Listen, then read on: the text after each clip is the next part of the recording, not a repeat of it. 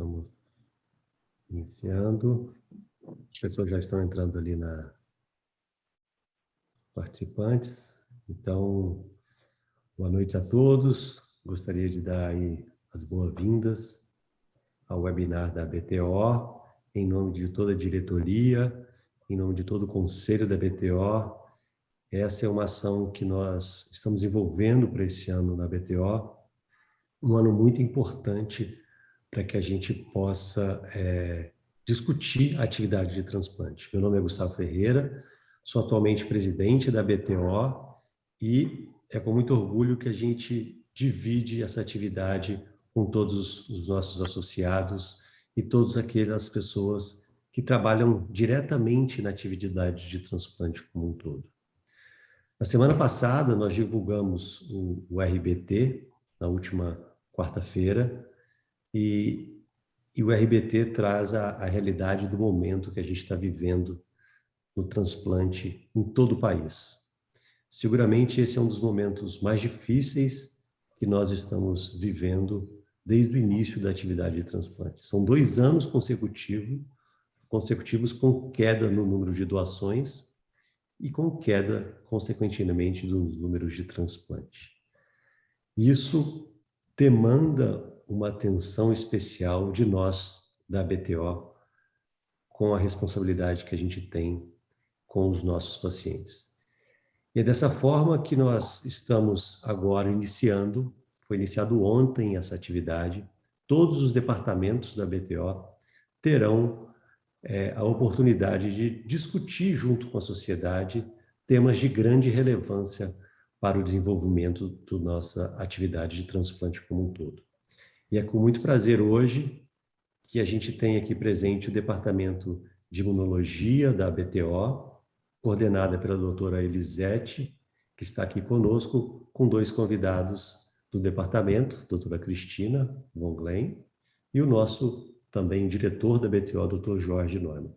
Muito obrigado a vocês por disponibilizarem o tempo para trazer temas dessa relevância para a gente discutir junto com a nossa sociedade.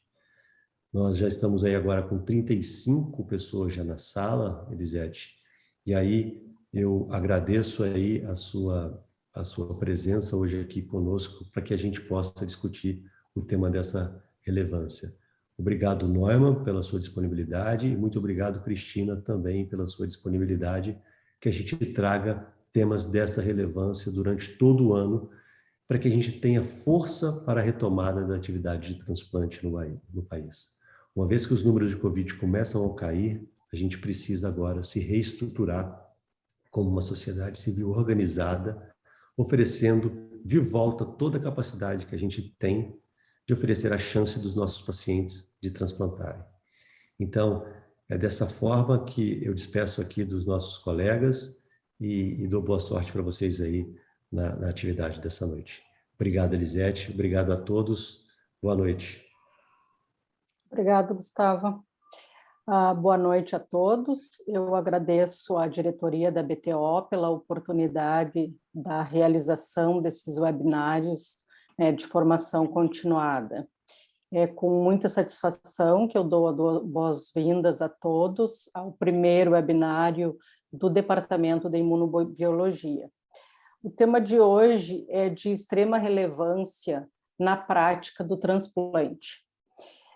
Nós, clínicos, como quando estamos avaliando um paciente para o transplante, o que realmente nos interessa é qual é a chance que esse paciente tem de transplantar em relação ao risco imunológico dele, no dia do transplante, se ele vai poder receber o rim daquele doador, e qual é o risco de ter uma rejeição grave.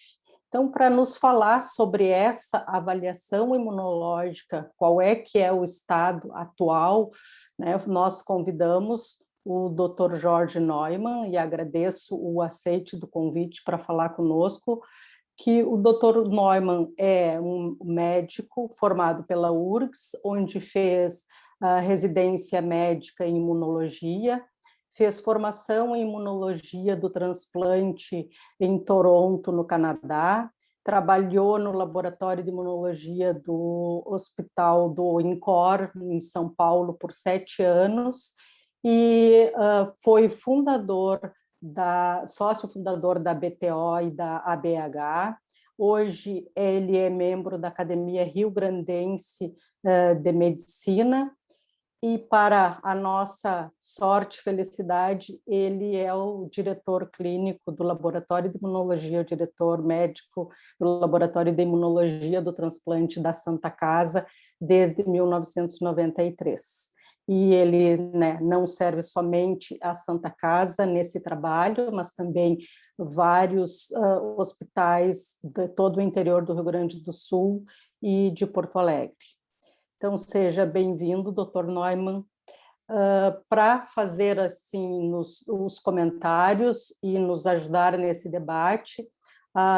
Nós convidamos, então, a doutora Cristina, que é membro desse departamento, que é bióloga, formada na PUC, não é na PUC, fez a formação de doutorado na PUC do Paraná, também tem o título de imunologista, né, de imunocompatibilidade pela ABH, e seja muito bem-vinda, Cristina, que tem uma grande experiência, ela é hoje a responsável técnica pelo laboratório de imunologia do Hospital Cajuru de Curitiba, que é dos maristas, né, que agora há pouco a gente ainda estava comentando sobre um ataque cibernético que eles sofreram hoje, e apesar de tudo isso, ela conseguiu estar aqui conosco.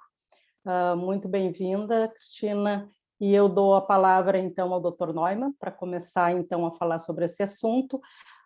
Vou dar um aviso, então, aos participantes, que é possível fazer as perguntas pelo chat, ou, né, no final, quando for no debate, também pode ser feita por fala, é só levantar a mãozinha ali que a gente dá a voz a vocês. São assim, de muita importância, né, a participação de todos, cada um trazer as suas dúvidas, experiências, é para isso que a gente está aqui, para contribuir com a formação de todos. Muito boa noite.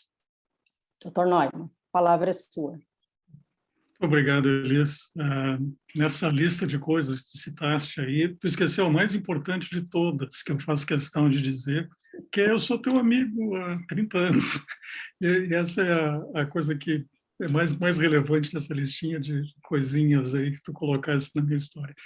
Eu só quis dizer que tu não é um jovem residente, que eu convidei todos eles para estarem aqui hoje. Tá bom. E só uma pequena correção. Eu vim para Santa Casa em 92, fazendo agora em abril 30 anos de retorno a Porto Alegre, depois esse périplo pelo Canadá e para São Paulo, lá no INCOR, com Jorge Calil, meu amigão. Mas faz 30 anos agora que eu estou de volta a Porto Alegre. Então, nós vamos falar hoje de imunologia, ou avaliação imunológica pré-transplante. O pós é uma outra história. Depois eu estou compartilhando a minha tela aqui. E a gente vai, então, falar um pouco sobre como é que a gente está fazendo hoje a avaliação imune ou de risco imunológico pré-transplante. A minha tela não está inteira aqui. Não sei se vocês estão enxergando direito, porque tem uma coleção. Perfeito. Eu vou... Vocês estão enxergando... Se tu diminuir ali, daí não aparece, ela aparece inteira para ti, mas nós estamos enxergando inteira. Tá, eu não sei onde é que eu diminuo aqui, para dizer a verdade. Mas tudo bem, o importante é que vocês vejam. O título que eu pensei lá atrás, quando o Elisete me convidou, né, avaliação imune para transplante, onde é que a gente anda hoje, onde estamos? Depois eu me dei conta que, na realidade, isso é uma evolução, é uma pequena história de como é que a gente saiu do cara ou coroa para o cross virtual, que é o que a gente vai falar mais hoje. Né? Por que cara ou coroa? Em seguida eu vou explicar isso. Desde que começou a fazer transplante, né, isso, fundador da cirurgia plástica, lá no século XVI, Gaspare Tagliacozzi, mostrou que a individualidade era uma coisa absolutamente relevante. Quer dizer, o que diferencia um ser humano do outro era uma coisa que impedia ele de fazer transplantes de pele, que foi o que ele começou a fazer, que fossem bem-sucedidos entre duas pessoas diferentes. Ele desenvolveu toda a técnica e toda a cirurgia plástica foi fundada em autotransplante de pele, que funcionava muito bem, rico, famoso, etc., até o momento que ele começou a usar pele de doadores outros, hoje a gente chama de doador halogênico, que foi um absoluto fracasso. E essa foi a primeira demonstração real de rejeição ou da nossa individualidade atrapalhando a evolução, uma boa evolução clínica de um transplante. E quando a gente passou a fazer transplantes, agora, século XX, já dos anos 60, com mais frequência, o transplante de rim foi certamente um precursor nessa história, a gente tinha uma compatibilidade que se conhecia na época, que era basicamente grupo sanguíneo, e o desfecho imediato era bem incerto. Ou o rim evoluía para a nossa esquerda, ali para a figurinha B, um rim corado, bonito, produzindo urina, ou ele evoluía para essa figura à nossa direita, ou uma figura C, que é um rim cianótico, endurecido e absolutamente não produtor de urina. E isso era mais ou menos 50% para cada lado. Daí vem o nosso cara ou coroa. Se fazia o transplante e muitas vezes funcionava, outras tantas vezes não funcionava, o cirurgião removia esse rim e o paciente, infelizmente, não tinha conserto, não tinha mais o que se oferecer para ele.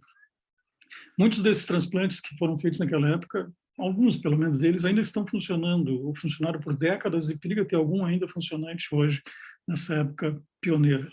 E esse cara ou coroa, ele mudou bastante em 69, quando o Paul Teraszak, figura que praticamente fundou a imunologia de transplantes, publicou um artigo no New England mostrando que era capaz de prever a evolução imediata desse rim. Né? Ele inventou a prova cruzada pré-transplante, que desde o início era uma técnica que se chamava citotoxicidade dependente de complemento, CDC, é a mesma sigla em inglês ou português. E isso passou a ser mandatório a partir de 69. Não se admitia fazer transplante sem uma prova cruzada pré-transplante, e ela mudou absolutamente a história natural dos transplantes. Aquela moeda deixou de ser usada, não se aboliu completamente as rejeições hiperagudas, mas elas passaram a ser bastante raras, e então se abriu de fato o transplante renal como uma alternativa clínica séria, que não era baseado no cara ou coroa para ver se é funcional ou não. Paul Teraszak teve 2 vezes na Santa Casa de Porto Alegre, meu convite, essa foi na última visita dele, e isso que ele tem, está segurando na mão ali, junto com aquela época de estagiário, hoje é um oncologista muito conhecido em Porto Alegre, a Érica, é uma coisa que se chama placa Teraszak, para quem não está acostumado com isso, foi na forma que ele realizava esses testes, ele inventou a própria placa, e esses testes eram realizados em microtubos de ensaios ali dentro.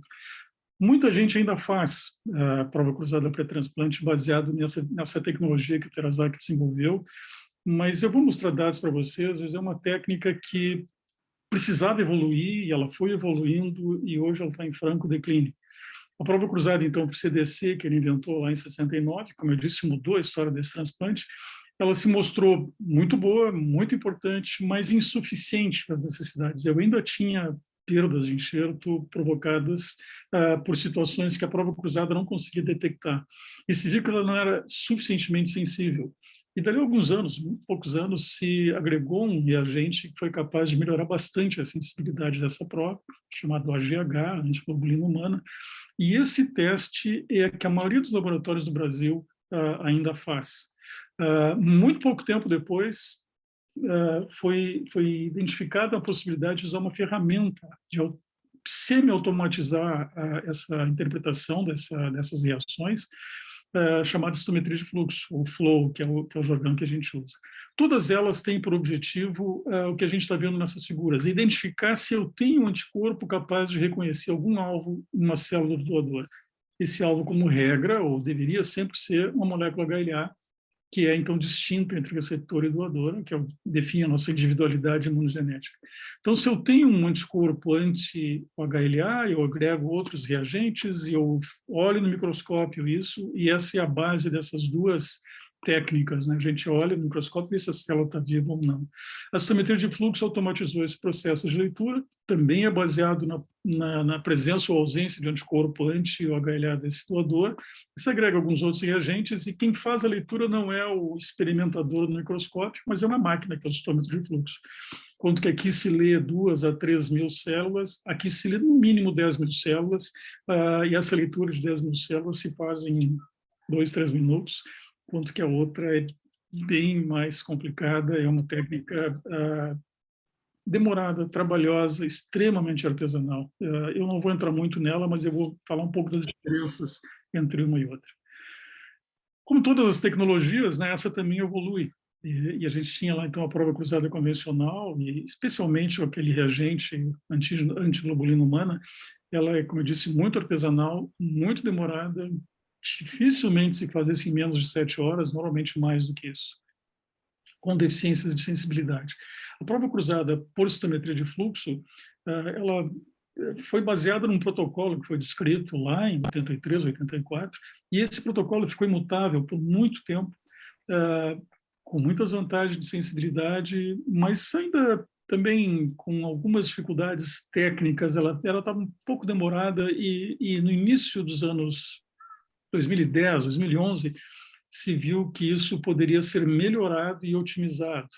E ao longo de alguns anos se trabalhou num protocolo que hoje leva o nome de protocolo Halifax, foi publicado há relativamente pouco tempo, só em 2018, mas já estava em operação há mais tempo, e que mostrou-se não só mais sensível, mas também muito mais rápida. Então, aquelas 7, 8 horas lá do início, hoje estão reduzidas a menos de 2, certamente. Eu estou sendo meio pessimista quando eu falo em 2 horas. Dependendo do número de soros que se testa, dependendo do tamanho da lista, pode ser feita em coisa de 1h30 e eventualmente menos. Ela foi e continua sendo otimizada. Nós a adotamos aqui na Santa Casa de Porto Alegre em 2012, e isso nos deu a oportunidade de participar do desenvolvimento e da validação dessa prova cruzada, e isso acabou sendo usado nessa publicação em 2018. Então, a Santa Casa de Porto Alegre é uma coautora da validação desse protocolo. Agora, muito recentemente, isso aqui é desse ano, 2022, foi publicada uma análise do controle de qualidade externo da ASHE, a Sociedade Americana de Histocompatibilidade Imunogenética. Eles têm controle de qualidade externo na América do Norte, basicamente lá, mas outros lugares do mundo também usam, inclusive no Brasil, alguns laboratórios usam. E essa análise, então, contemplou 600 combinações entre soro e células, sendo que 111 laboratórios, como eu disse, quase todos na América do Norte, mas alguns também fora, 111 laboratórios participaram disso. Mais de 2/3 desses laboratórios, 76% ou 68%, fazendo exclusivamente prova cruzada por citometria de fluxo, 9 laboratórios, ou menos de 10%, fazendo exclusivamente CBC, e o número que sobra para fechar essa conta, eles fazem uma combinação entre citometria e CBC. Na nossa direita, dá para se ver qual é o consenso que se tem entre provas cruzadas por citometria de fluxo quando a prova cruzada é feita na presença de um anticorpo antidoador, donor-specific antibodies, no nosso jargão. Então, quando eu tenho um anticorpo antidoador, existe uma enorme homogeneidade de resultados. Quase todos os laboratórios que fazem flow detectam esse anticorpo, com muito poucos níveis de discordância em T, E ou B, um pouquinho mais em B do que em T. Mas é uma prova cruzada que pode ser standardizada, homogeneizada, e esse protocolo ser rigorosamente o mesmo ao longo de diversos laboratórios. A motivação até disso, da criação desse protocolo Halifax, foi uma falta de consenso que havia no Canadá. Esse protocolo Halifax é uma cidade do Canadá, e se viu que a mesma combinação soro e célula produzia resultados diferentes em diferentes regiões do Canadá. Então, o principal autor desse protocolo, Robert Lipsky, também já esteve em Porto Alegre algumas vezes, homogeneizou esse teste, otimizou esse teste, distribui isso ao longo do Canadá, e o Canadá inteiro passou a usar, e os resultados passaram a ser homogêneos. Eu tive a chance de ver isso num congresso, pedi autorização para o autor principal, a quem estava desenvolvendo isso, para fazer isso no Brasil, e em seguida, e não tenho certeza, talvez a Cristina lembre, 2013, 2014, nós começamos a aplicar isso no Brasil, com resultados também muito interessantes e homogeneização de resultados nos laboratórios que fazem prova cruzada de epistometria aqui. E à esquerda tem os consensos de prova cruzada por CDC, a velha prova cruzada que Terasaki inventou lá em 69. Vocês veem que, olhando isso aqui, para mim, é um desastre. Com anticorpo antidoador, provas cruzadas feitas em controle de qualidade na presença de anticorpo antidoador. A maioria dos laboratórios acha que não tem. O consenso aqui é de que a prova cruzada é negativa. Compara essas duas coisas aqui, né? Há um pequeno consenso de que é positivo, a grande maioria diz que não consegue detectar esse anticorpo. E essas outras duas barras são causas de não consenso para um número pequeno de laboratórios, ou porque não se chegou nem no número suficientemente dizendo que era positivo, que era negativo, ela não foi consensual. Então, 10% ou menos de 10% detecta esse anticorpo contra mais de 80% na citometria de fluxo. A diferença de sensibilidade é brutal. E quando se olha o outro reverso da medalha, né? Quando eu não tenho anticorpo antidoador, bom, aqui é fácil, aqui eu não tenho, essa probabilidade tem que ser negativa, então os dois métodos acabam concordando. Mas na presença de anticorpo, a diferença é gritante. Isso tem provocado um efeito meio evidente na América do Norte, esses números são basicamente de lá, mas no resto do mundo também. Aqui à esquerda a gente tem um número de laboratórios participando desses controles de qualidade, ele é homogêneo nesses 10 anos. E aqui a gente vê os laboratórios que fazem CDC diminuindo ano a ano, enquanto que os que fazem citometria mantêm a citometria e ela está virando, já virou na América do Norte, o padrão ouro para se detectar anticorpo antidoador. Há uma tendência em diversos outros lugares fazer isso. A Europa é extremamente conservadora e eu tenho tido a chance de falar em congressos lá e eu percebo uma nítida migração, inclusive da Europa, abandonando o CDC e migrando para a citometria de fluxo.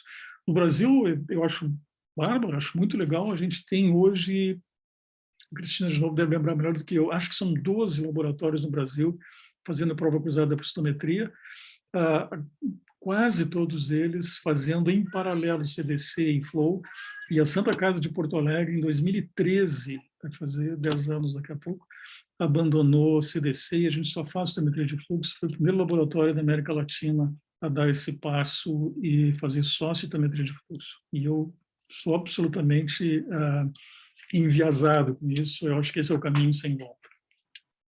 O próprio Terasaki, no início do século XXI, nos trouxe uma outra ferramenta fantástica, que é uma célula artificial, vamos falar assim. A célula de linfócito é uma selva, né? A gente tem aqui, inclusive, moléculas HLA, mas tem um monte de receptores e outras proteínas que são fatores de confusão quando se faz a prova cruzada por CDC, epistometria também. Mas CDC é muito mais difícil. Eu tenho um anticorpo, eu tenho um complemento e muita coisa aqui que interfere, e por isso a baixa sensibilidade desse método. O que o Terasaki inventou foi uma célula artificial, uma partícula plástica completamente limpa, a qual se agrega uma ou mais moléculas HLA. Então, eu arranco desta célula uma molécula HLA única, totalmente limpa, adero ela a essa superfície plástica e crio uma célula artificial onde o único alvo é uma molécula HLA, e só uma molécula HLA. Por isso leva o nome de antígeno simples, ou Single Antigen Bead, é o SAB, Single Antigen Bead. Então, aqui, quando eu encontro um anticorpo que se fixa nessa partícula plástica, ele só pode ser contra esse único alvo, essa única molécula que tem na superfície dessa esferinha. E esse aqui é um teste que a gente chama de multiplex. Diversas dessas esferas diferentes podem ser feitas de uma vez só, elas têm pequenas alterações de cor que o sistema detecta, que a máquina detecta. Então, eu posso fazer 100, hoje em dia, até 500 diferentes reações contra diferentes alvos, e eu sou capaz, então, de identificar contra cada uma dessas esferas se esse soro tem anticorpo ou não tem. Isso aqui é o que a gente enxerga, então, quando se faz análise desse laboratório. Esse aqui é um paciente que tem muitos anticorpos, cada barra vermelha dessas é uma esfera diferente, e a barra vermelha significa que eu tenho anticorpo aderido na superfície dessa célula. Isso nos dá uma precisão muito grande de dizer que eu tenho aqui um anticorpo contra A25, A23, A24, etc. E a altura desta barra vermelha, tem uma escala aqui, talvez vocês não enxerguem, mas a última é mais de 20 mil, é o que a gente chama de fluorescência, o índice de fluorescência médio, Mean Fluorescence Index, MFI. Esse, no nosso jargão, é uma semi-quantificação desse anticorpo. Então, nesse caso que eu estou mostrando para vocês, eu tenho muitas barras vermelhas, eu tenho muitos anticorpos no soro desse paciente, e cada um desses anticorpos eu posso identificar o alvo, que é o número que está aqui embaixo, então é o A24, A23, B57 e assim por diante. E essa altura aqui me diz que eu tenho bastante desses anticorpos contra esses alvos. Eu olho essas cores de laranja aqui, bom, eles também estão positivos, mas com um nível bem mais baixo, eu tenho bem menos anticorpos aqui. E esses aqui não tem. Esses aqui são alelos, ou são moléculas HLA contra o qual esse paciente não está reagindo. Isso tem que ser visto com cuidado, eu vou falar mais disso para vocês, porque tem truques para a gente olhar isso, mas quando a gente está atento para eles, eles são extremamente úteis.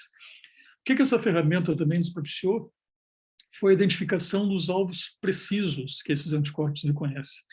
No tempo da sorologia, do CDC, eu sei que eu tenho uma célula tal, que tem uma molécula HLA em cima, eu tenho um soro que reage, eu imagino que seja contra o alelo A2, por exemplo, que é o que a gente chamava de alelo A2 naquela época.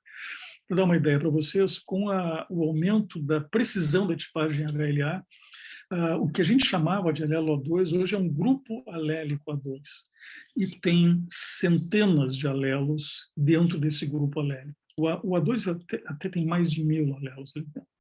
Mas cada um desses alvos que a gente antigamente chamava de antígeno HLA A2, na realidade, abriga muitos alelos diferentes. E o que diferencia um alelo do outro são essas esferinhas amarelas aqui. Isso aqui a sequência de aminoácidos de uma molécula HLA, nesse caso A1101, e o que diferencia o 1101 de qualquer outra molécula HLA são essas posições que têm determinados aminoácidos dentro dessa estrutura da molécula HLA.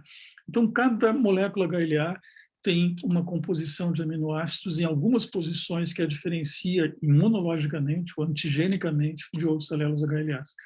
Então, essa ferramenta nos propiciou também identificar com muita precisão o que esses anticorpos reconhecem, e houve um imenso avanço na imunoquímica da molécula HLA e da relação dessas moléculas com os anticorpos.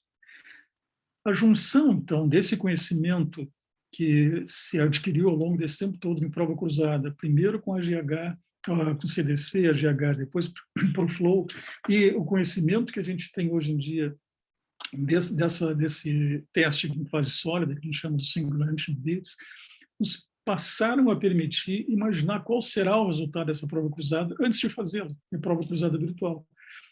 Então, se vai para o computador, brinquei aqui que minha neta está fazendo prova cruzada, se vai para o computador e se compara aquele perfil de anticorpos que eu sei que aquele soro daquele paciente tem, com os alvos possíveis que eu estou oferecendo para esse paciente no rim, moléculas HLA que eu sei que esse doador tem, que estão lá presentes no rim. Então, se pode exercitar no computador, ou em sílico, essa prova cruzada e imaginar qual é o resultado. Isso chama-se prova cruzada virtual, né? E a gente, olhando para a prova cruzada virtual, tem dois grandes polos que a gente pode se dedicar. Eu posso olhar para a prova cruzada virtual olhando para os casos positivos, e eu posso olhar para uma prova cruzada virtual tentando identificar prova cruzada virtual negativa. São duas abordagens distintas, ambas usando a mesma tecnologia, isto é, o perfil de anticorpos que eu tenho ou não tenho, um single antigen beads, e a tipagem HLA desse meu doador. Prova cruzada virtual positiva, ela é relativamente fácil. Naquele exemplo que eu dei para vocês lá, tem um monte de corpo anti-A23, aquela barra vermelha no A23 lá está mais de 20 mil. Eu sei que se eu oferecer um rim cujo o doador é A23, eu vou estar cheio de anticorpo nesse doador e esse transplante não vai funcionar. E a prova cruzada real tem obrigação de ser positiva se aquele anticorpo é real.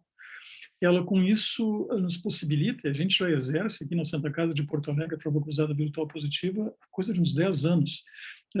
Evita a perda de tempo, de dinheiro e do soro do paciente, paciente hipersensibilizado tem anticorpo contra um leque muito grande e, frequentemente, os rins oferecidos ele tem anticorpo contra, eles entravam em prova cruzada real toda hora e as coletas periódicas de soro que esse paciente deixava acabavam em seguida. E a gente passou a exercer, então, a prova cruzada virtual positiva baseada em nossos dados. Eu vou mostrar esses dados para vocês em seguida, de modo que não se faz mais a prova cruzada real em pacientes que eu sei que vão dar prova cruzada positiva pelo nosso conhecimento e pelo nosso exercício de prova cruzada virtual positiva. Isso otimiza todo o processo e otimiza muito essa remessa de rins à distância.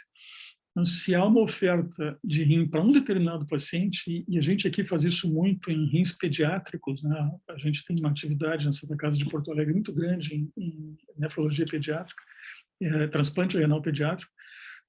Se eu sei que esse receptor, essa criança que é candidata a receber isso, tem anticorpo contra esse doador, não adianta mandar bem o rim, nós achamos outro destino, alguém mais que possa usar esse rim, mas não é necessário se perder o tempo e, muito frequentemente, perder o próprio rim, porque a isquemia fria vai lá para as alturas, com essas viagens todas, e não se consegue aproveitar esse rim. Então, a prova cruzada virtual positiva, ele é relativamente fácil, com alguns cuidados, eu vou voltar a eles em seguida. Ela evita muita perda de tempo, de fazer uma prova cruzada que é inútil, que eu já sei o resultado antes de fazer, economiza dinheiro, eu não vou, enfim, cobrar por um sistema que eu não gastei, que eu não fiz, né? E economiza saúde do paciente, além de otimizar todo o processo. Aqui é um exemplo de novo, né, daquele mesmo paciente. Quer dizer, se eu tenho um doador que está dentro dessa faixa, os alelos HLA dele estão dentro dessa faixa, esquece, não tem como esse rim ser aproveitado para essa pessoa e a gente vai rodar essa lista sem testar esse paciente. Quais são as dificuldades da prova cruzada virtual positiva? Uma delas é definir o anticorpo.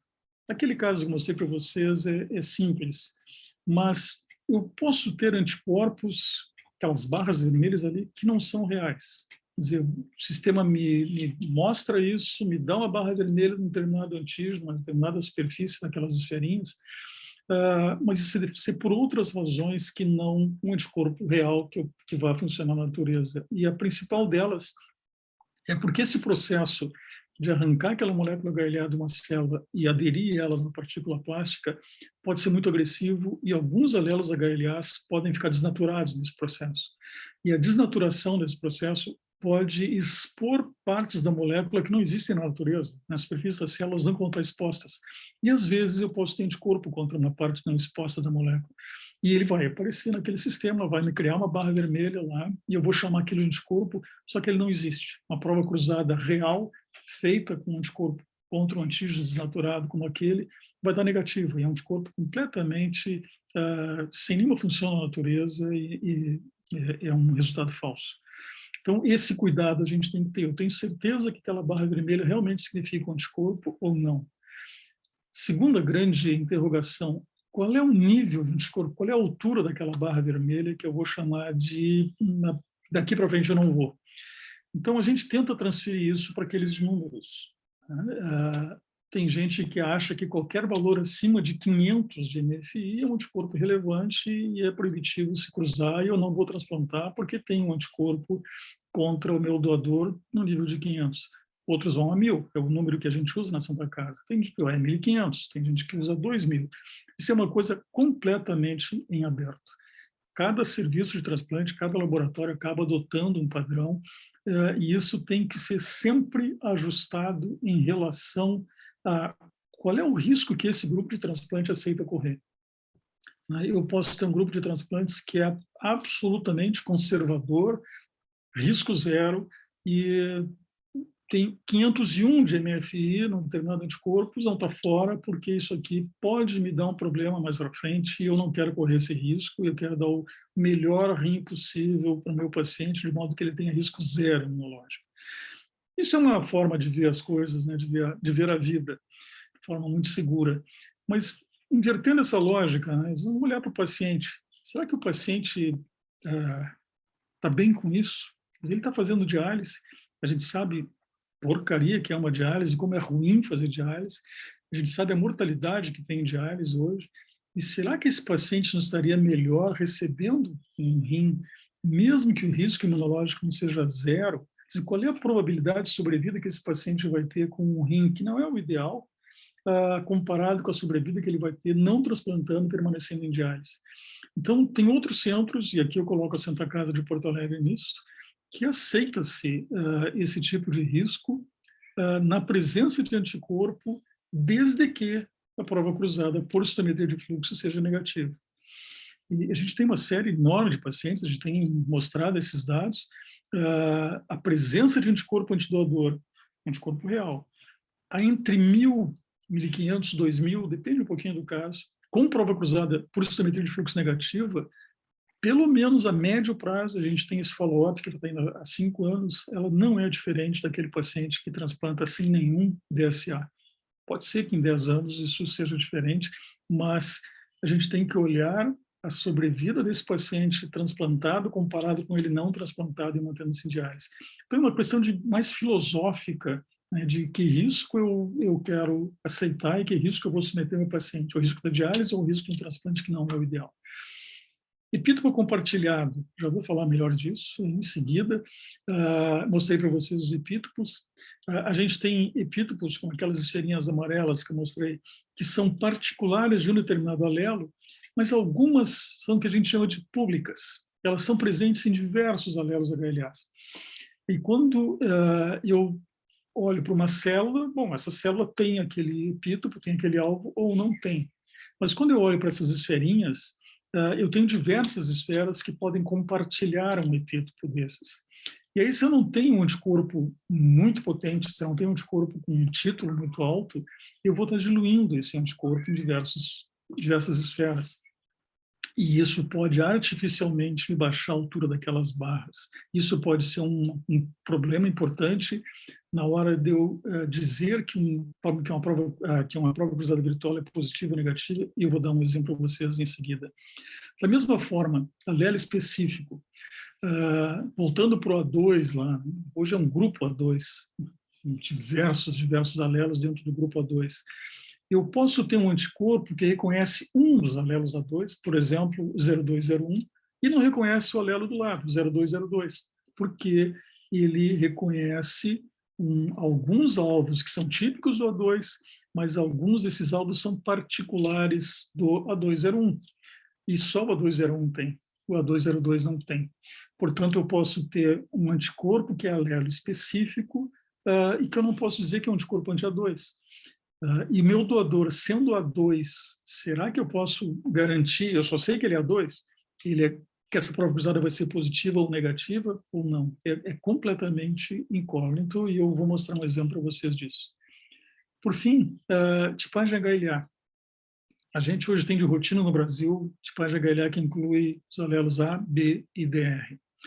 Já faz talvez 10 anos ou mais que aqui no Rio Grande do Sul se faz de rotina DQ. Não se faz de rotina DP.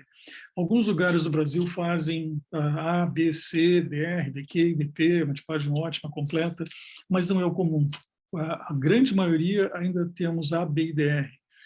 Com maior frequência DQ. Qual é a dificuldade disso numa prova cruzada virtual? Se eu tenho um anticorpo anti-DQ nesse meu receptor e eu não sei qual é o alvo do DQ nesse meu doador, é impossível eu estimar se a prova cruzada virtual é positiva ou negativa. Eu preciso dessa informação. E a única alternativa é fazer a prova cruzada real, onde tudo isso vai estar presente e eu vou poder, então, definir o risco imunológico desse paciente. Como eu disse, desde 2013 a gente faz só prova cruzada por citometria, que a gente tem, desses últimos 6, 7 anos, de novo, eu não chequei o número agora, mas tem alguma coisa entre 35 mil e 40 mil provas cruzadas por citometria feitas. Isso nos permite isolar fatores e analisá-los isoladamente. Então, aqui eu posso olhar, por exemplo, prova cruzada feita na presença apenas e exclusivamente de um anticorpo anti-alelos A, que é essa primeira coluna, ou C, ou assim por diante, e olhar a prova cruzada T, prova cruzada B, anticorpo exclusivamente anti-DR, anti-DQ. Isso me permite estimar qual é a probabilidade de prova cruzada positiva, sempre por citometria, baseado na quantidade de anticorpo que eu tenho na circulação. Então, DR, por exemplo, com eu não estou enxergando aqui, mas porque está perdão, está tapado pelas figurinhas aqui, eu não consegui resumir. Mas, enfim, acho que isso aqui é 1.000, isso aqui é 2.000 de MFI, aqui é 3,5 ou 4,5, alguma coisa assim, que eu não estou enxergando. E a probabilidade de prova cruzada positiva. Deixa eu passar para outra curva para ser mais fácil. Isso é baseado em uma quantidade enorme de dados. Isso aqui é uma análise diferente, um pouquinho, baseada em regressão linear, quando eu olho aqui na linha horizontal o MFI de anticorpos e a probabilidade da prova cruzada ser positiva. Então, eu começo com 1.000, que eu falei para vocês, e a linha azul é linfócito T, a linha laranja é linfócito B, então eu tenho aqui as duas provas cruzadas, e quando eu tenho 1.000 de MFI, eu tenho 50% de prova cruzada negativa. Então, voltando para aquela questão, é justo excluir um paciente que tem um DSA de 1.000, 1.100 e deixar ele em diálise? Porque a prova cruzada tem boa chance de ser negativa nessa circunstância. Né? À medida que eu vou subindo o MFI, eu vou, obviamente, aumentando a probabilidade, e quando eu chego lá nos 4.600, 4.700, ela invariavelmente é positiva. Ela entra no teto e não sai mais disso. E essa análise é feita para ou A, ou B, ou DR, ou DQ. De novo, eu não estou enxergando o título ali, porque está coberto. Mas isso aqui é baseado em coisa de 30 e tantos mil provas estudadas feitas. Isso nos permite, por exemplo, isolar DSA exclusivamente anti-A, aqui 217, que entraram nessa análise, que é uma outra forma de ver isso. A especificidade, quando eu tenho 4.800 MFI, eu não tenho prova cruzada negativa com anticorpos anti-A acima de 4.800, ou 4.700 quando ele é anti-B. C é diferente. C eu preciso ir para 15.000, a expressão de C nas superfícies das células é bem mais baixa do que A e B, portanto eu preciso de mais anticorpo para chegar lá no meu 1, de 100%. E quando eu olho isso aqui, linfócito T, A ou B de novo, e a mesma coisa. Isso aqui, eu estou falando de exclusivamente A ou exclusivamente B. Mas a soma também dos resultados absolutamente iguais, isto é, para eu chegar aqui nesses 4.800, se eu tiver um anticorpo com 2.500, outro anticorpo com 2.400, um A e um B, eu vou chegar exatamente no mesmo resultado. Aqui linfócito B, esses números se repetem, 4.100 para 100%, 4.500 B para 100%, de novo eu volto para os 15.000 para anti-C, DR, isso também vale, eu acabei não botando grifo aqui, mas 4.500 DR eu tenho lá 100% de provas cruzadas positivas, e o DQ é interessante, o DQ parece muito com o C, eu tenho que ir lá para 15.000 para ter 100% de certeza.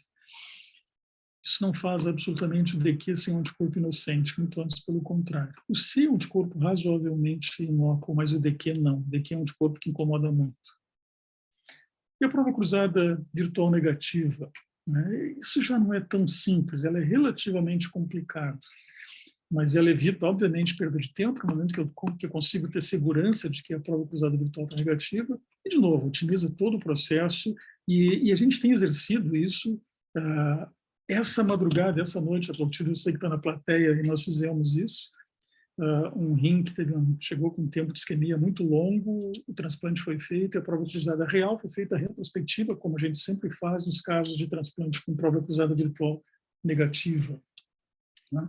E quais são as limitações da prova cruzada virtual negativa? São basicamente as mesmas. Né? As dificuldades do meu teste de fase sólida, meu single engine beats, e aqui eu tenho que pensar em falsos negativos. Eu posso ter um teste com single engine beats, fase sólida, completamente negativo, mas não ser confiável. Ele tem diversos fatores para isso.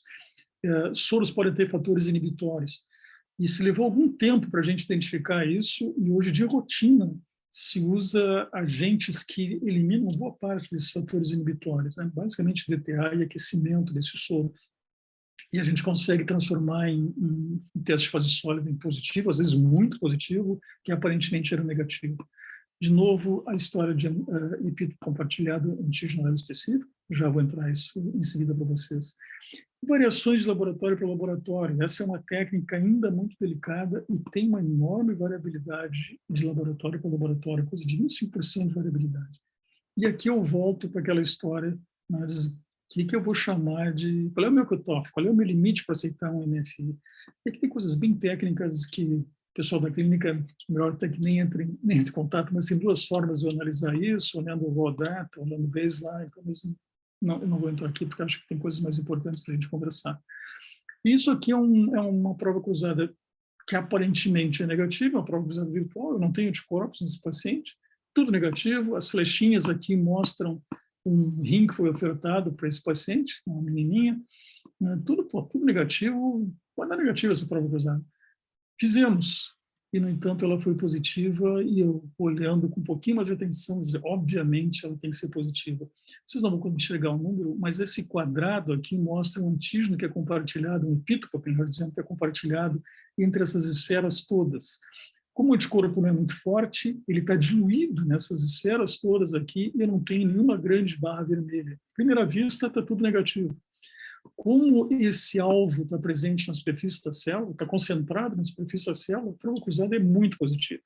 Então, é uma prova cruzada virtual que à primeira vista é negativa, fácil, vamos fazer, só que não. É uma prova cruzada virtual, falso negativo, e a gente tem que ter um olho muito atento para isso. Isso aqui é um meio óbvio, né? Isso aqui a gente chama de BW4, BW6, para quem está no laboratório, isso aqui está na cara, que esse anticorpo está aí. Mas tem outros que não são tão evidentes assim, mas essa diluição acontece por antígeno compartilhado, ou o epítopo compartilhado.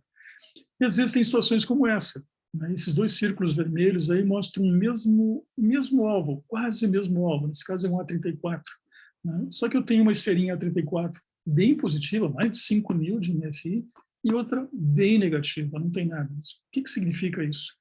Significa que eu tenho um anticorpo no soro desse paciente, mas ele não reconhece todos os 34. Ele é um anticorpo que a gente chama de alelo específico. Nesse caso, ele reconhece o A3401 e não reconhece o A3402. Então, se eu tenho um paciente que é A34, eu só sei que ele é A34, eu não sei qual é o alelo, qual é o resultado da prova cruzada virtual? Não sei. Tem que fazer a prova cruzada real. Porque se eu disser que é positiva, bom, se esse doador é 0,2, a prova cruzada é negativa e esse anticorpo não tem o menor significado, ele poderia se beneficiar disso. Se ele é 0,1, bom, isso é uma prova cruzada real positiva, uma prova cruzada física positiva. Então, anticorpos alelo específicos, a não ser que eu tenha uma tipagem completa do doador, e completa eu digo pelo menos 4 dígitos, 4 dígitos é o que eu estou dizendo aqui, 3401, 4 dígitos, 3402, 4 dígitos. Aí eu consigo definir melhor a prova cruzada virtual. Do contrário, se eu digo que é 34, com a grande maioria ainda das tipagens que a gente faz, eu fico sem saber qual é o resultado disso. Então, quais são as dificuldades na técnica HLA para nos favorecer a prova cruzada virtual? Que tipo de técnica eu estou usando para fazer a tipificação HLA? Né? Que nível de identificação? Tem diversas técnicas que a gente ainda se usa hoje, sequenciamento é melhor, obviamente, é a mais avançada, mas ainda é muito demorada para doador de órgão sólido. Eu consigo definir só o grupo, por exemplo, 34, 2, eu consigo definir isso aqui, é common and well-defined. Nosso jargão no laboratório são os alelos mais comuns, a gente pode ter um chute bem razoável de quais seriam os 4 dígitos. Tipar os 4 dígitos, realmente, inclusive fazer definição alélica. Quais são as séries alélicas que a gente está fazendo, né, que eu tenho disponível nesse doador? Diz para vocês, né, o mais comum é A, D e DR. Com mais frequência está se fazendo DC, com mais frequência está se fazendo DQ, e por DQ eu me refiro a DQB1. Isso é relevante, eu já vou falar para vocês. Muito raramente a gente tem DP. Né? Isso aqui, muito raramente a gente tem DQ-alfa. Qual é a diferença de DR para DQ? Com DR eu tenho todo o meu polimorfismo numa das duas cadeias, né, na cadeia beta. No alfa, não. Qual é a importância de eu saber qual é o DQ-alfa-1 ou DQ1?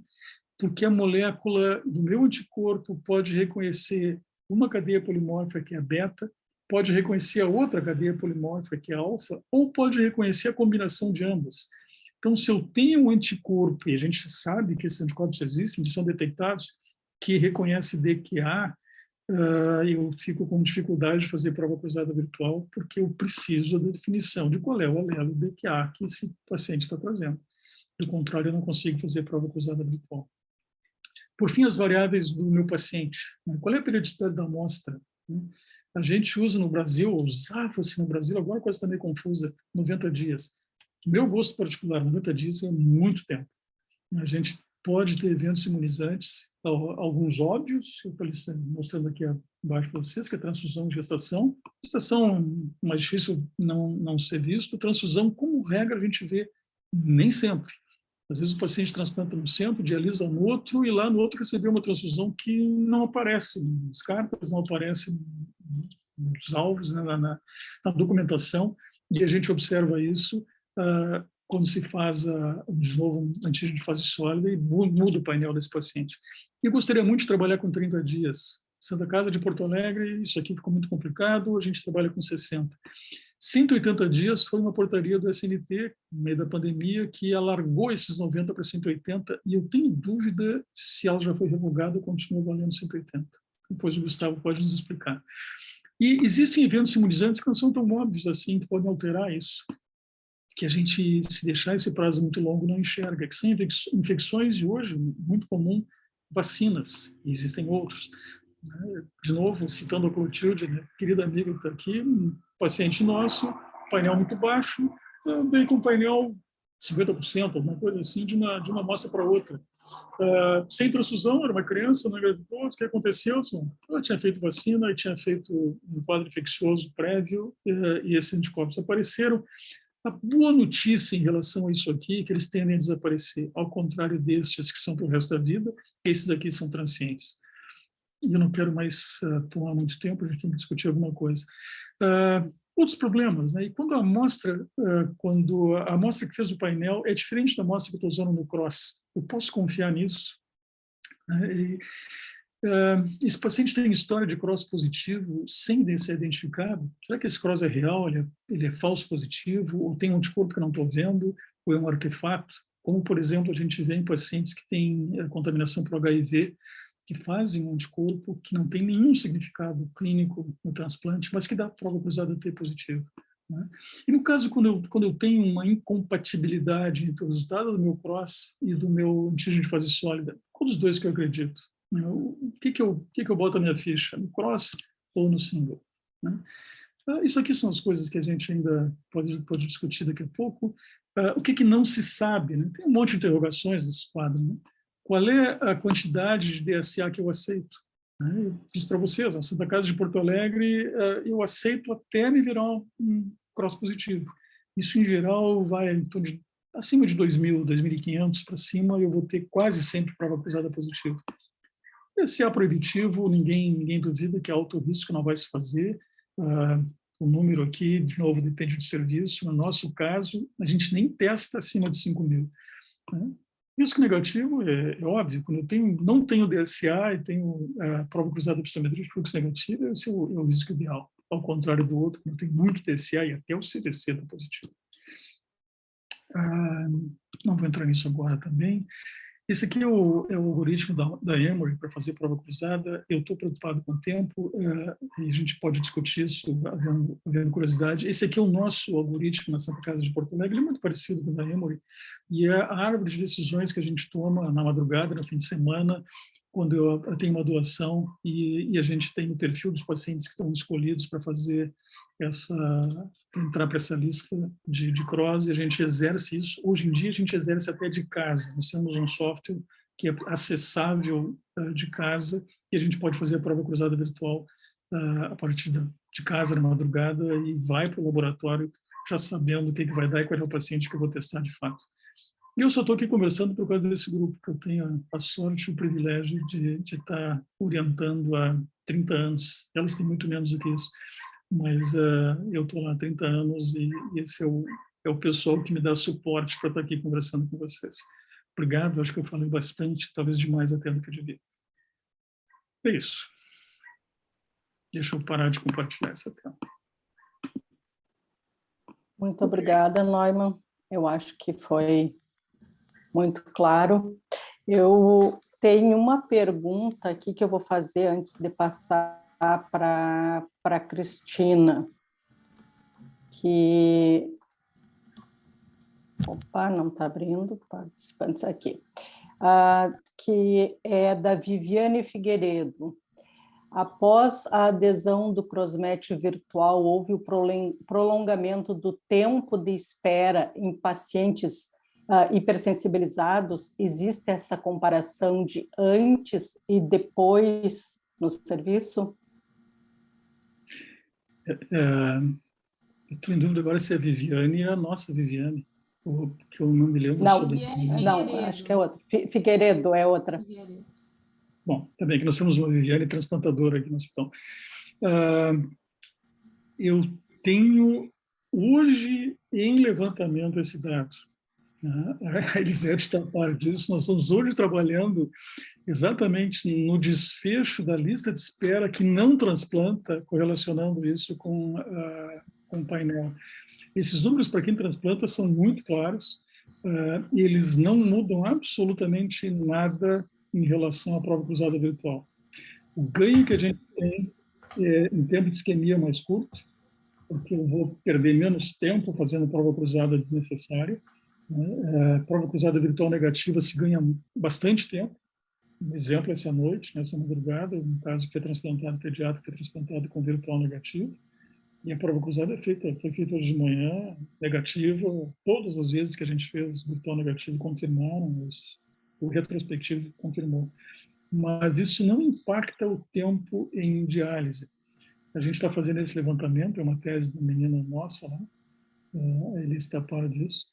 E os dados estão sendo levantados para correlacionar o tempo em lista e o desfecho, isso vai para transplante, abandona a diálise por qualquer razão, óbito, provavelmente, e a probabilidade do painel está influenciando isso, qual é a relação do painel, a influência do painel nisso.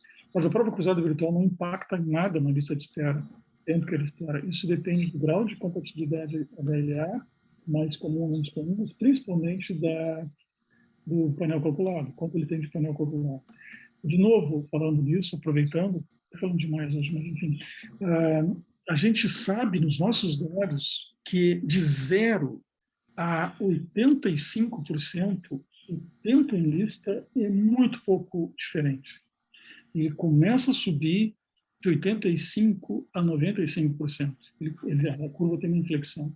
E ele é um foguete acima de 95%, 99%. Então, o tempo em lista até o transplante, ele é praticamente horizontal até os 85%, e daí a coisa começa a mudar. Então, e isso é uma coisa que depende, não vou entrar nessa, mas faz mais de 15 anos eu tenho uma proposta no CNT, no Ministério da Saúde, para que se mude isso, e a única forma de mudar isso é aumentar a pool de doador. Isso é uma outra história e é longo. Então, tem a ver com isso se a gente um dia conseguir evoluir para aumentar a pool de doador. Isso é uma outra história. Noima, é uma Cristina. coisa... eu procurei, não tem aqui nenhuma pergunta da audiência, mas eu tenho assim, uma pergunta, que é uma coisa que me preocupa muito. A gente vê que a formação dos médicos novos é toda baseada nos conceitos antigos, da prova cruzada por CDC, de antígenos e não alelos. Como é que a gente, na implantação da prova cruzada por citometria de fluxo, ou mesmo usando já os conceitos de alelos de 4 dígitos, a gente vê muita dificuldade de quem está começando, porque vem formatado para CDC positivo ou negativo e antígeno, que é o A2. Então, o que a gente deveria, como deveria se proceder quando você implantou o Flow? Houve assim, qual foi a interação? Vocês tiveram comparação entre quando você tem um CDC positivo ou um Flow positivo? Qual é a diferença? Como que você vai tratar isso estrategicamente com indução e com a imunossupressão inicial do transplante? Ok, isso é bem relevante. Em 1994, Santa Casa de Porto Alegre começou a fazer prova cruzada por Flow. Naquela época, nós só fazíamos o que era considerado casos de alto risco, porque era meio conceito vigente naquela ocasião, de que paciente em retransplante ou paciente com painel muito alto era paciente de alto risco e a prova cruzada da epistometria poderia ser um fator de proteção para esses pacientes. Transplantar não só com CDC, mas também com prova cruzada flow negativa. E a gente foi, aos poucos, aumentando esse leque, a ponto de que já por volta de... Eu vou ter que... 2006, 2005, todos os nossos transplantes estavam fazendo prova cruzada por flow em paralelo a CDC. Então, nós levamos aí talvez uns 10 anos que foram necessários para treinar o pessoal dentro do laboratório, lidar com citômetro. Muito pouca gente lidava com citômetro naquela época, todo mundo foi se treinando no protocolo, as pessoas ficaram sendo capacitadas nisso, e se começou a fazer em paralelo, pelas tantas, todos os nossos transplantes, doador vivo, doador falecido.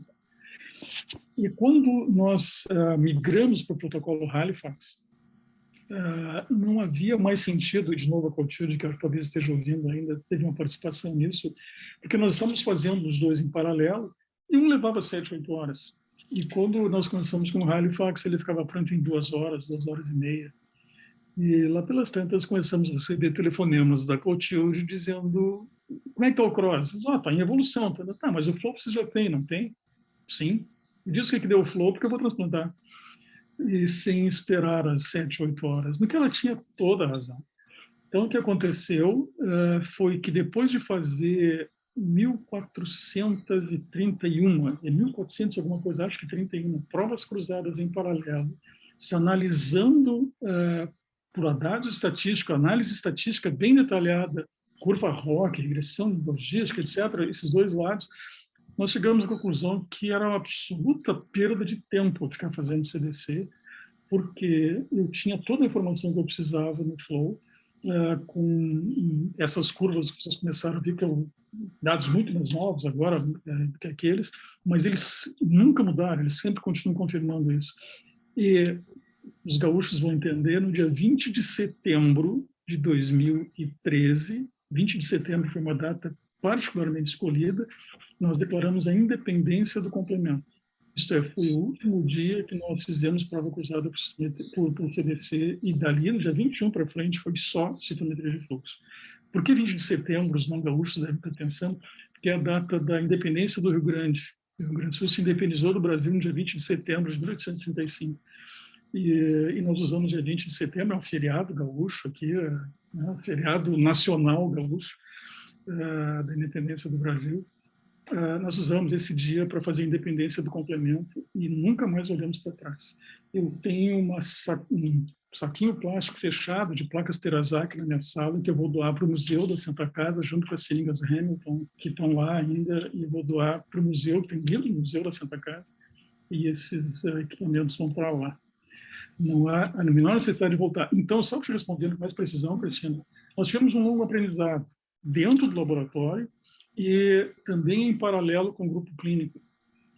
Em 2013, nós fizemos, eu acho que foi de março a setembro, em paralelo, e mostrando para eles esses resultados. Então, foi uma transição tranquila, ela não foi brusca, foi um processo de educação de todos, deles, nossos, com vantagens para todo mundo, a ponto deles me pressionarem para parar a CDC, porque eu não vou esperar mais 6 horas, porque eu já tenho resultado dessa prova cruzada.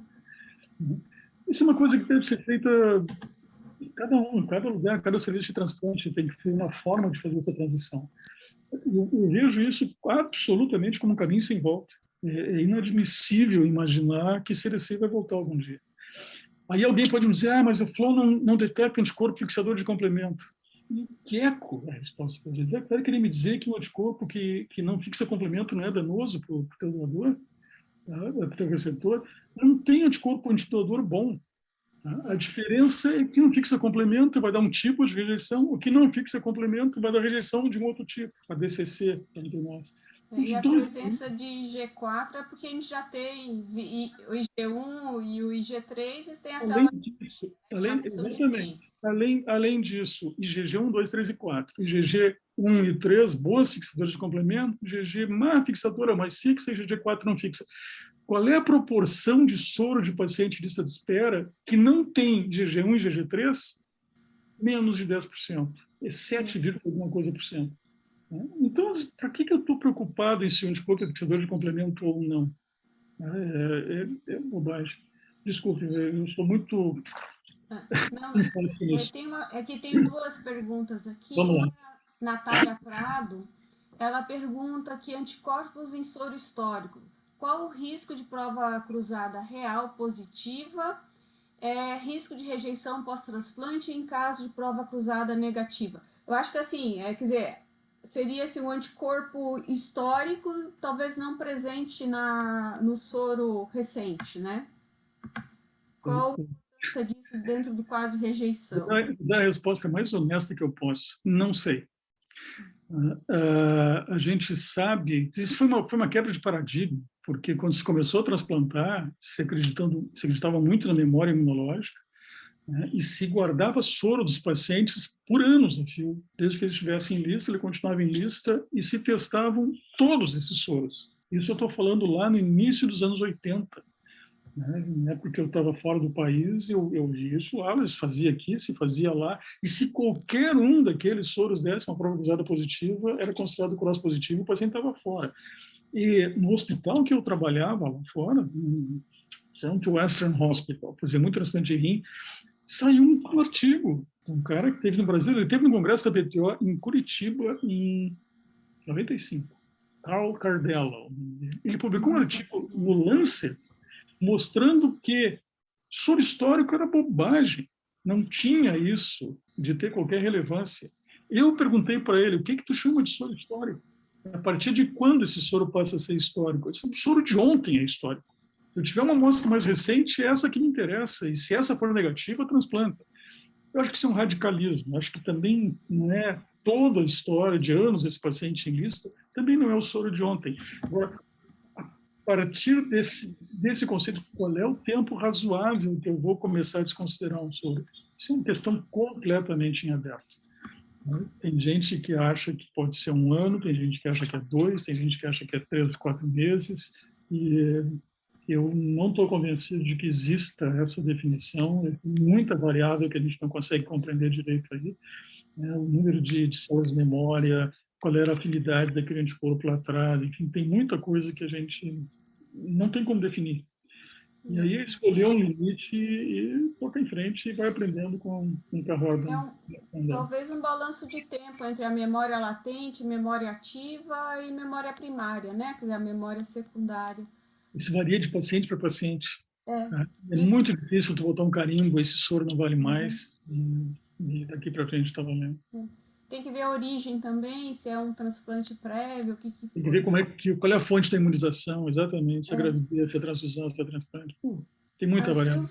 A Silvia Massal, de Goiânia, ela faz uma pergunta que é muito assim, o que fazer com os hipersensibilizados? De certa forma você já respondeu, mas era até bom... Sim, deixa eu falar. Tem 2 abordagens para tratar hipersensibilizado. Tem uma que eu diria que é agressiva, que é um modelo que os Estados Unidos e a América do Norte, os Estados Unidos, eu não posso botar os canadenses nisso, que seria injusto com eles, mas basicamente os Estados Unidos usaram por décadas, que é tratar com dessensibilização. Esse paciente tem muito anticorpo, ele não vai achar doador, então arranca esse anticorpo daí.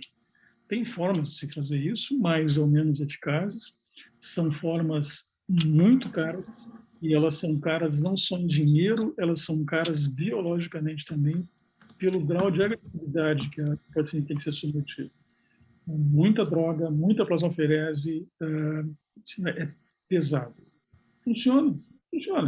Dá para remover esses anticorpos, dá para permitir um transplante, ficar muito preocupado com a evolução pós-transplante desse paciente, esse anticorpo pode ter rebote, não vai.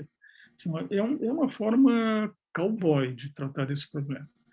E tem uma forma elegante, uma forma europeia de fazer isso. Aumentar a pool de doador. E agora os Estados Unidos estão fazendo isso, agora nos últimos anos. Que aumenta a pool de doador. Quer dizer, eu não estou achando na minha região aqui um doador contra que esse paciente que tem 99% de painel, 100% de painel, que ele seja negativo, então vou achar mais doadores, vou aumentar isso. E o Eurotransplante nos mostra isso há 40 anos. Eles fazem isso lá. O Eurotransplante é um consórcio que tem Alemanha, Holanda, Bélgica, aumentou muito agora, Luxemburgo, Áustria. A Estônia entrou. A Espanha entrou agora, a Croácia entrou, enfim, eles começaram a aumentar muito. Mas o que é isso? Esses pacientes hipersensibilizados, eles estão numa lista só. E qualquer doador, aparece um doador de Luxemburgo e o receptor está lá na Croácia, o rim vai para a Croácia, se a prova cruzada virtual for negativa para ele, e vice-versa. Se o doador está lá em Hamburgo, o receptor está em Viena, o rim vai para Viena. Então, porque essa é a chance de transplantar esses pacientes e transplantar bem, sem fazer dessensibilização. É uma coisa óbvia e barata. E eu disse há pouco, faz 15 anos que eu digo que o Brasil tem que fazer isso. Há 15 anos, uns 14. Apresentando esses projetos no SNT, e o modelo que eu sempre quis fazer é fazer isso funcionar na região sul, Paraná, Santa Catarina e Rio Grande do Sul. Por quê? Porque é uma região homogênea, todo mundo transplanta, tem um monte de centro de transplante, tem muito mais transplante proporcionalmente do que a população, é uma das regiões que mais transplanta, fácil de transportar, é tudo perto, é o tamanho do Eurotransplante original, é a Alemanha, a Áustria, Luxemburgo, Holanda e Bélgica, esse é o tamanho da região sul do Brasil. As distâncias máximas são 1.000 quilômetros, tem avião para todo lado, tem ônibus para todo lado, é fácil de fazer isso aqui. A única coisa que eu preciso é permitir que o rim atravesse a fronteira. Então, se eu tenho um exemplo bem sulista aqui, se eu tenho um doador em Lages, e dali a 50 quilômetros ali eu tenho Vacaria, no Rio Grande do Sul. Meu receptor está em Vacaria, o doador está em Lages. O doador ideal dele, o cara tem 100% de painel, mas ele está negativo contra aquele doador ali do outro lado da fronteira. Não interessa. A não ser que Santa Catarina não queira esse rim, por qualquer razão, ele vai ficar em Santa Catarina para um receptor que não tem prioridade nenhuma, que podia esperar a semana que vem ou o mês que vem, sem problema nenhum. E eu não posso trazer esse rim para cá. Eu preciso de uma portaria que permita que esses rins viajem prioritariamente para essa lista de espera separada de hipersensibilizado. E aí eu volto, eu estou falando demais, né? Volto para assim, o que é hipersensibilizado? Qual é o conceito de hipersensibilizado? Tá? E eu volto para dados reais. Se eu pensar em 80%, eu vou chamar de hipersensibilizado, eu vou estar priorizando que não precisa, porque esses pacientes não demoram mais para transplantar do que quem tem 50% ou quem tem 30% de painel. Né? Eu tenho que olhar para quem tem 95%, 99%, 100% de painel. Esses estacionam ali. Né? Esses têm que se beneficiar de uma coisa dessas. E não ser uma coisa ampla, que vai beneficiar quem tem 80%, que eu não vou estar beneficiando, eu vou estar privilegiando esses pacientes e não, de fato, tirando eles da lista de uma forma justa. Enfim. Temos mais 3 perguntas. Tá, a Ana Carolina, que quer fazer uma pergunta ao vivo, pode falar, Ana? Não sei se eu consegui liberar aqui. Não, está liberando. Enquanto Bom, você... eu vou fazer a Kellen Costa, tá? Tá. A Kellen Costa, ela pergunta, todo flow positivo vocês não transplantam? Ou tem exceções, valores de canais para linfócitos B e T aceitáveis? E ela faz também uma outra aqui, que aqui em Natal, a minha filha tem 30% de hipersensibilizados. Painel classe 1 e classe 2 ou classe 1 e classe 2 maior que 90%? Vamos lá, boa pergunta. Em primeiro lugar, como é que a gente determina o que é flow positivo e flow negativo, né? Com essa história dos canais? Né? Eu não mostrei nenhum exemplo de como é que a gente analisa flow, mas tem uma coisa que é um deslocamento da fluorescência que o equipamento nos mostra. E isso a gente chama de desvio de canal, channel shift. Então, eu tenho lá um controle positivo, um controle negativo, eu tenho que ter um desvio do canal no meu controle positivo, e a partir de um determinado desvio, eu vou chamar aquilo de positivo. E eu coloco nesse pacote o soro do meu paciente, e eu vou ver se ele desviou ou não, se ele passou do limiar, eu vou chamar de positivo ou não. Como é que a gente determina isso? Isso é muito delicado, isso é uma coisa muito relevante, porque eu posso ser muito conservador, isso é pequenos desvios eu chamar de positivo, o resultado disso é que eu vou ter muito falso positivo, ou se eu botar isso muito, desvios grandes, eu vou estar não enxergando provas cruzadas positivas. Então, é uma coisa é visualmente muito mais fácil de mostrar do que aqui, eu não trouxe exemplo disso. Mas, enfim, a gente determina isso olhando as provas cruzadas que foram feitas na tua mão com soros de pacientes que não tinham anticorpo antidoador. Teoricamente, elas têm que ser negativas. Então, vai fazendo isso. Faz. Hoje a gente tem, na nossa curva para determinar o cutoff, 2.500 cross feitos com 100 DSA, nos quais eu faço uma média, calculo o desvio padrão, a gente está usando 2,5 desvios padrão, então, quando a minha fluorescência ultrapassa 2,5 desvios padrões, eu chamo aquilo de prova cruzada positiva. Respondendo bem objetivamente a pergunta dela, meu channel shift para T hoje é 75, para B é 115. Nós estamos mudando isso em mais 10, 15 dias, porque a gente está refazendo o cálculo. Aparentemente, o T vai subir um pouquinho, talvez para 80, o D vai diminuir. Porque existe um avanço no protocolo Halifax que vai diminuir bastante a dispersão das curvas em B. As provas cruzadas B vão ficar melhores se a gente está na iminência de validar isso. Estamos validando isso. E esses 115 vão cair. A diferença entre PD vai ser bem menor do que é hoje. Isso deve uma coisa muito simples. Quem já viu análise de prova cruzada de epistometria, principalmente quando se trabalha com baço, que é um material que a gente com frequência tem, a gente pode ver um segundo pico em B. É difícil eu falar isso aqui sem estar mostrando. Mas eu posso ter uma curva que tem o primeiro pico e tem um ombro, às vezes, uma segunda curva. Isso aqui é de memória que eu tenho lá no baço e que me dá um desvio e quando se faz toda a compensação, etc., ele me dá um channel shift maior. Hoje é 115. Hoje tem um protocolo que se apaga esse segundo pico, ele é eliminado, consequentemente vai ficar tudo mais perto e os channel shift para T e D vão ser bem mais perto um do outro. Aí se a gente está a caminho disso e lá, até o fim do mês deve estar validado. Transplanta a prova cruzada com flow positivo? Transplanta com flow positivo? Sim. Aí é uma outra coisa, meu telefone está 24 horas por dia ligado. Por quê? Eu posso ter situações onde eu tenho um paciente que está mal em diálise. Precisa transplantar. Perdeu acesso, não tem mais diálise peritoneal, perdeu o fístula, está com catéter numa jugular, está dialisando enfim, mal.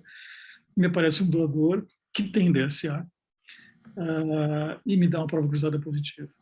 O que a gente faz?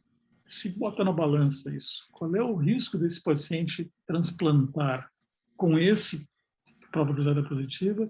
Qual é o risco que ele tem de não transplantar e perder esse acesso provisório que ele tem e morrer em diálise? Então, o que a gente, de modo geral, usa como limite para tolerar uma prova cruzada que vá para transplante é coisa de 200 de channel shift. Quer dizer, 115 passou a ser positivo, ele vai aumentando, quando chega em 200, já tem muito anticorpo. A probabilidade desse não funcionar é muito alta. E a gente, nessa área cinza, o melhor é não transplantar. É para a prova cruzada que é positiva. Mas se eu não tiver alternativa, se esse paciente for morrer em diálise, nós toleramos o transplante. A gente considera, sim, transplantar numa situação dessas. E a gente vai passar a monitorar esse anticorpo, vai passar a fazer prova cruzada pós-transplante e a gente vai conseguir monitorar isso, ser mais agressivo na imunossupressão, mas de modo que dê um respiro para esse paciente, pelo menos isso, que ele vá sair da diálise, vai recuperar e quanto mais tempo ele ficar ali, melhor. E, eventualmente, vai aparecer um outro doador para ele com risco menor.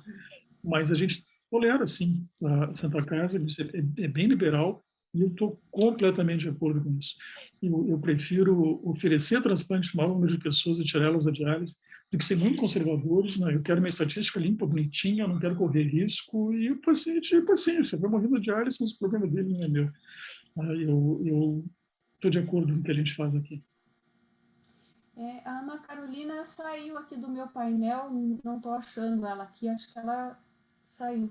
Mas a Patrícia Bianco, ela está aí? Eu liberei o microfone dela. Bom, a Patrícia Bianco diz que nós fizemos um desvio de canal de 156 de célula B.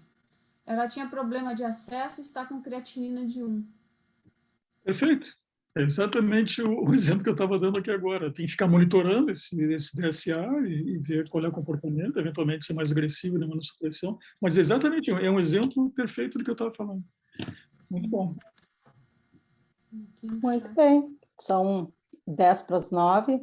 Acho que, se ninguém mais tem pergunta agora, a gente pode se encaminhando para o encerramento. E eu gostaria, assim, acho que de ver a mensagem para levar para casa. Os pacientes que têm anticorpos num nível muito elevado, é possível, então, fazer a prova virtual e já ganhar tempo com isso e diminuir o número de pacientes para a prova real. E aqueles pacientes que tiverem um nível intermediário, sempre ir para a prova real para dar uma chance de transplantar esses pacientes. A prova para ser, né, virtual negativa, utilizar em casos de exceção, somente, tipo como hoje lá teve em pacientes que tenham, né, já um tempo de isquemia do doador já muito elevado e que tenham realmente não tenham presença de anticorpos. Me corrige o que tu, para o pessoal, acho que tem que tentar resumir. Então, essa última frase. Prova cruzada virtual positiva é fácil. Tá? É relativamente tranquilo. Se eu tenho certeza que é anticorpo, se está no teu laudo lá, que ele tem um anticorpo anti-A2 com 5.000 ou mais, e o teu doador é A2, não bota ele na lista, porque ele vai dar positivo e nós vamos perder tempo, dinheiro, etc, etc. Se tu botar ele na lista, nós vamos tirar no laboratório, porque vai ser um virtual positivo. O contrário não é tão assim, é mais complicado. O contrário, acho muito arriscado um clínico, a não ser que ele seja muito bem treinado, mas na média... Não é o clínico, é o imunologista, Neumann. Pois então, na média, um clínico não vai ter segurança, como eu enxergo, de fazer uma prova cruzada virtual negativa e ir para o transplante e dizer, faz um cross-retro aí, porque a gente já está transplantando o paciente. Eu fico tenso com isso, porque tem esses truques que a gente está mostrando para vocês, tem essas dificuldades, e eu acho que a gente tem que ter alguém treinado para fazer prova cruzada virtual negativa. A positiva é mais fácil. E essa é a exceção, Esse aqui acho que é o ponto principal. A gente tem que lembrar... E só comentando, desculpa, Cristina, que mesmo nos Estados Unidos, o CADOC já recomenda que os hipersensibilizados, primeiro eles devam participar de um pool maior de doadores, para depois, né, se pensar em dessensibilização também. Isso é recente nos Estados Unidos, faz poucos anos que eles se deram conta de que é muito mais racional fazer isso do que ficar dando esses chumbo grosso em pacientes para tentar tirar anticorpo. Eu ia fazer só Cristina. Com o paciente até não sensibilizado e provas cruzadas negativas, que é onde a gente tem que prestar muita atenção, porque nem sempre aquele não sensibilizado que a gente está lidando, até que ponto ele é não sensibilizado realmente, e até que ponto é aonde que a gente tem que fazer. Quando é positivo, quando ele tem um anticorpo, é mais tranquilo, a gente sabe que vai ter problema, né? Então, eu agradeço a tua disponibilidade, Neumann, muito bom, acho que bastante informativa, esclarecedora a tua palestra. E, Cristina, deixo as palavras finais para ti aí. Muito obrigada à audiência. Acho que teve assim, uma participação bastante importante da plateia aí, e só contribui para o crescimento de todos. Boa noite, Cris. Eu agradeço, eu acho um barato falar disso, porque eu começo a falar e não paro. É uma coisa que me move bastante. Eu acho um privilégio meu ter essa oportunidade de falar disso e trabalhar com vocês lá na Santa Casa. Às vezes, é um negócio muito legal, que dá muito prazer. Obrigado a todos. Que a mensagem que ficou do Neumann é sobre a implantação do Flow e usar o Flow como base é justamente a comunicação entre as equipes de laboratório, a equipe clínica, e fazer essa passagem, quem está fazendo, quem vai fazer essa passagem, ela tem que ser feita com estudo, com os dois times bem unidos, com informação, para que a gente tenha um resultado bom, e não um lado resolver fazer sem estar comunicando com o outro e conversando. Que eu acho que o segredo também de resultados bons de transplantes é a comunicação, justamente partilhar informações, dúvidas, conversar, os avanços, a educação continuada entre a clínica e o laboratório de histocompatibilidade, que foi como eles fizeram anos para chegar aonde eles estão hoje. Perfeito. Então, damos por encerrada a sessão. Boa noite a todos e muito obrigada. Boa noite. Obrigado. Boa noite, Neumann. Boa noite.